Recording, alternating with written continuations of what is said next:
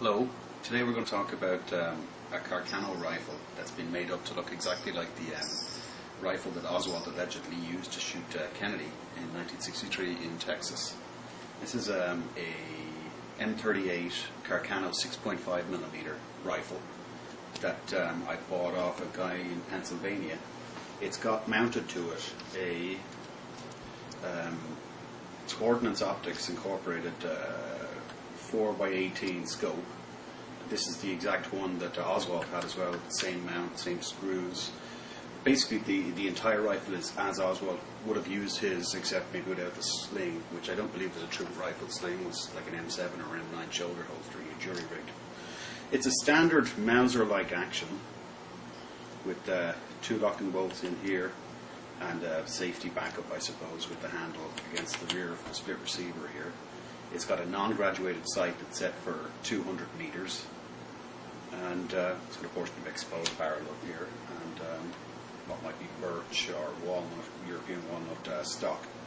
It fired 6 rounds of 6.5, 160 grain, 6.5 times 52. This particular round right here. It was fed via this charger clip. The whole clip would actually descend into the magazine, and as you cycled it out, a follower would push the new round up into place, and then eventually when all 6 were dispensed with, the clip would fall out this hole at the bottom, right here. So, the story about this rifle is in 1963, Oswald, under the alleged fake name of A. Hidell, ordered it from Klein's Sporting Goods in Chicago. It was an ad that was featured in American Rifleman that some say piqued his interest. It was the cheapest scoped rifle that they had there. It was retailing for $19.95, about $230 in today's money. It was on in the February 1963 American Rifleman magazine, I believe, which is a publication that the NRA puts out now, if you're a paid-up member with them. It was a bunch of things that tied the rifle to Oswald. First off, here at the buttstock, in the area between the metal and the wood, there was fibres found that were the same, of the same weave, same dye, same material as Oswald's shirt that day. There was up here, underneath the handguard, when this part here is removed, you'd have to take this screw out here, pull off the barrel band to remove the handguard. There was a print of Oswald's hand on it, so he had most likely taken it apart to clean it or whatever, and that was that. Now, some people say that the shot he took on Kennedy wasn't the first time he'd used this particular rifle in anger. On April 10th, 1963, he took a shot at a ex-US Army general called Edwin Walker in Dallas, and he came home and told his wife, Maria at the time, I'm just after trying to shoot this guy, but the bullet didn't go through. April 13th, friends of the family, the Mannlichers, or something like that, I believe they're called. I have terrible trouble trying to pronounce those names. Came around and they saw a rifle that looked exactly like this, and they made the comment, did you use that to shoot Mr. Walker, and kind of in a jokey way. But, so there is some providence of it being seen in Oswald's possession, of course. There's the famous backyard pictures and stuff like that as well. But I'm not going to go into it whether the whole thing was conspiracy or whatever. But the rifle itself is a very short carbine length, easily hidden under a long coat or whatever. Some people say that he arrived in the Texas school depository with a package of curtain rods, is what he claimed it was, in a brown paper bag, and people say it could have been this. Anyway, let's go into the actual mechanics of the rifle.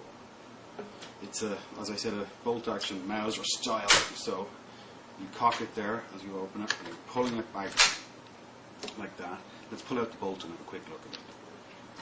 The bolt is a 2-lug bolt, here and here. So as it rides in the chaseway down here into the receiver ring at the front, when you lock it down like this, these bolts will come into a position here and here, and they'll get locked in place. So the pressure of the round firing will force it back like this, but it'll bear against 2 surfaces inside this part right here.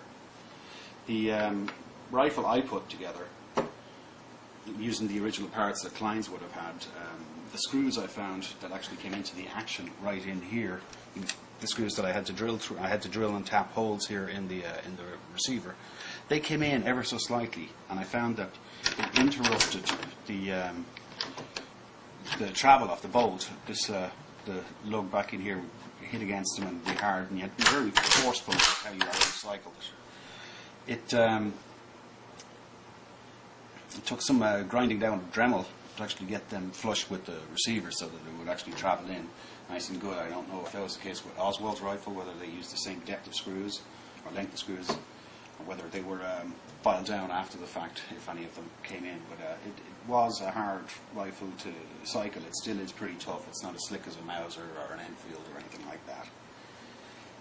The scope itself is really junky. It's a 22 scope. You'd maybe put it on an air rifle at the most.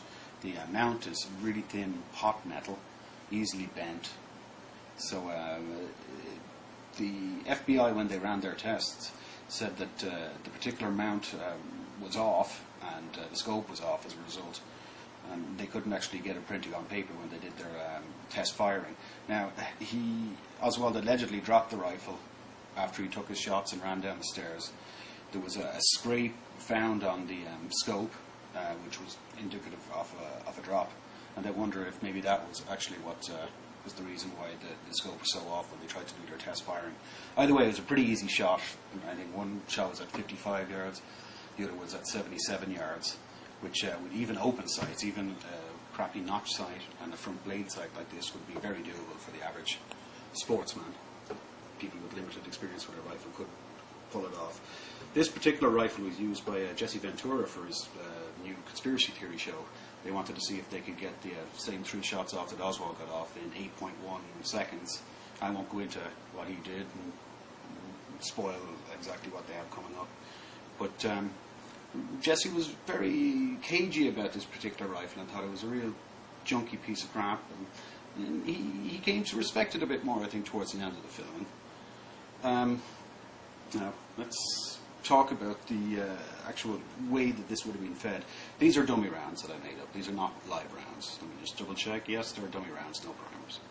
You would pop the whole clip like this directly in, push it down, and it locks in place. You would then cycle down like this, pull the trigger, and it ejects like that. So people ask me, could you do the actual shot, the fatal headshot and the throat shot with this particular rifle? Yeah, I think you could. It'll print at about 3 inches at 100 yards. It's not a bad rifle. It's got a pretty good bore on it, good tight fit with the bullet inside of it. The problem is the scope is so small and it's so hard to reacquire your target. As you take your shot, we're completely empty. You shoulder it like this. You get yourself. You have to get the eye relief, of course, right on the scope, and that's very picky. Then you get your target, pull your trigger, and it's such a hard action. You can't just nicely lift it like this. You're fighting all the way. You've lost your sight picture. The whole thing's gone. You pull this back, you cycle again. You're trying to get back onto target. You have to get your eye relief back and stuff. Some people think that after he took the shot on the Army General Walker, that he decided he wouldn't trust the scope and would use the actual sight. Now, this is pretty much easy to line up with the front. You have a much better sight picture, and the fatal headshot was at 77 yards or meters, and it would be very easy to accomplish that. It would probably be much easier to do all 3 shots that he took in 8.3 seconds thereabouts using the open sights. You could do it with this scope, but it wouldn't be my first choice at all. It's not really a high quality piece of glass, and it's hazy, it's crappy. Like I said, it's for a 22 or an air rifle. So anyway, that's my rifle here. Hope you liked my video.